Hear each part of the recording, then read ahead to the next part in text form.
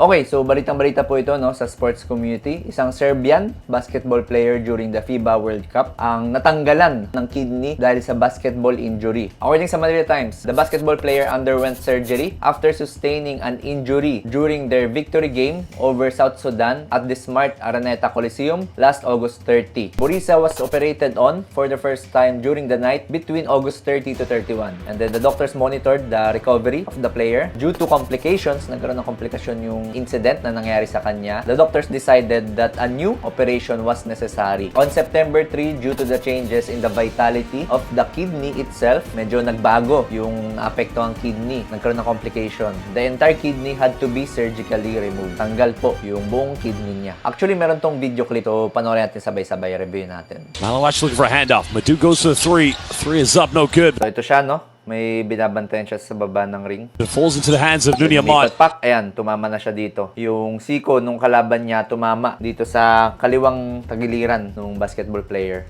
Not trying to find Tapos ayan, nakaramdam na siya ng kirot. Hindi na siya nakapagbantay. a spacing. Kent just gets it to Talagang hindi na niya kinakaya yung kirot dito. the drop. Cutting it down to a 26-point deficit. So kung ulitin natin, ang part na tumama talaga sa kanya is yung siko nung kalaban. So dito yan banda. To the hands of Nunyaman. Ayun, ito, talagang nasikuhan talaga siya dito eh. Bandang tagiliran sa kaliwa. Not trying to find a space. Then, kung mapapansin nyo, yung force nung siko ng kalaban talagang nag-cause nung immediate pain nung player dito sa abdomen niya. Spacing. Kent just gets it to drop. Cutting it down to a 26-point deficit. Semenich down So, ito yung slow-mo. there. Didn't see what happened. Pak, no? Siko talaga. Tapos kung i-assess natin, andito banda yung ribs, yung lower ribs, dyan yan nakalagay. Tapos andito rin yung spleen, ibang parts din ng abdominal organ yun. Tapos syempre andyan din banda yung left kidney. So for this video, pag-usapan natin kung ano yung nangyari kay Sir Burisa, kung bakit kailangan tanggalin yung baton niya. Ano yung mga sanhe ng tinatawag nating renal trauma, paano to ginagamot, at kung ano yung mga first aid na pwede natin gawin. Yung kidney po kasi natin dito na nakalagay. Dito, 2 piraso yan. Dito sa may bandang likod. And highly vascular yan. Ibig sabihin, maraming dugo yung dumadaloy dyan. Kasi yan yung sumasala ng dugo natin eh. So, kaya tayo nagkakaroon ng ihi. From the heart, pupunta yung dugo, papunta dun sa aorta. Yun yung pinakamalaking ugat galing sa puso. Tapos, magsusupply na yan ng dugo, papunta dun sa dalawang kidney natin. So, imagine niyo yung dugo na galing sa puso, diretso agad na nagsusupply dun sa kidney. And since highly vascular siya, any form ng trauma, kahit minor trauma yan, nabangga, eto, nasiko, nabaril, pwede yan mag-cause ng pagdurugo sa loob ng tiyan. May 2 types ng injury na pwede mangyari sa kidney. Yung una yung blunt, ibig sabihin yun yung mga nabugbog. Yun nga, yung tumama sa siko, nasuntok, o kaya nabangga ng sasakyan. Tapos yung isa naman yung penetrating, ibig sabihin ito yung mga natusok, nabaril, o kaya nasaksak. Actually dito sa location nung tama nung basketball player, medyo unahan eh. Oh. Parang iisipin ko pa pwedeng maapektuhan din yung spleen. Kasi yung kidney, di ba sabi ko kanina, medyo likuran yun. Eto parang medyo unahan or tagiliran yan eh. Pwedeng naapektuhan din yung spleen,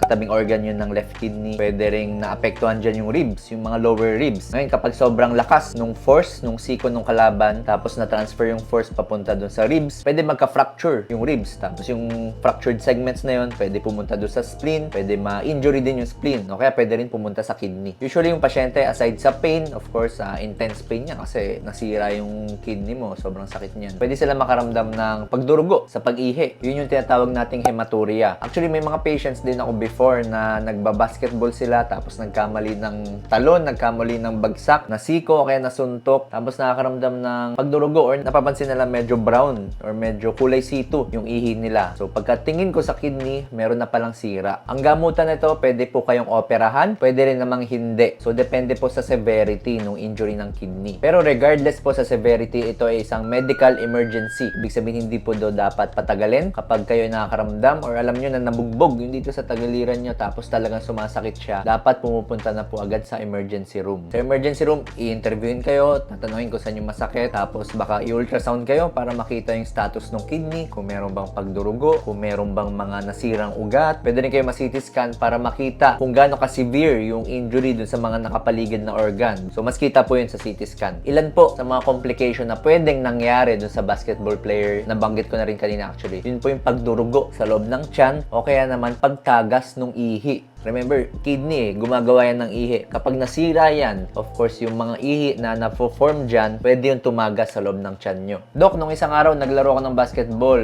Nasiko ako, masakit yung tiyan ko. Ano yung mga warning signs na kailangan ko pong bantayan na talagang kailangan ko na pumunta sa doktor? Again, yung mga gantong situation po, emergency, dapat pumunta na agad sa ospital. Pero kung ano mang dahilan, hindi po kayo nakapunta sa doktor, ito po yung mga babantayan nyo. First, tumitindi yung kirot. Ibig sabihin, sa araw-araw na dinadanas mo yung kirot, pasakit siya ng pasakit, hindi siya nababawasan. Next, meron kang nakakapang bukol. Di ba pag nasuntok tayo, nagkakaroon ng bukol dyan. So, ganun din. Kung kapanyo, parang medyo lumulobo yung dito, tapos medyo kapag pinipindot nyo yung masakit, punta na agad sa doktor. Next, kung may pasa sa tiyan, okay? Kung may pasa kayo dito na namumuo, o kaya sa likod, o kaya dito sa singit, dito sa flank, punta na po agad sa doktor, huwag na patagalin. May mga first aid po ba na pwede kami gawin? Ang pinaka basic na first aid na pwede nyo gawin, kunyari naka-witness kayo ng ganong incident, is maglagay lang ng ice compress. Yun lang. Maglagay ka ng ice compress dun sa apektadong area para mabawasan yung pamamaga. Ihiga nyo yung pasyente, stabilize nyo siya, huwag nyo siya masyado gagalawin, and itakbo na po agad sa ospital. Kung meron kayong tanong, comment down below, and kung nag-benefit ka sa video na to, please follow my Facebook page and subscribe to my YouTube channel.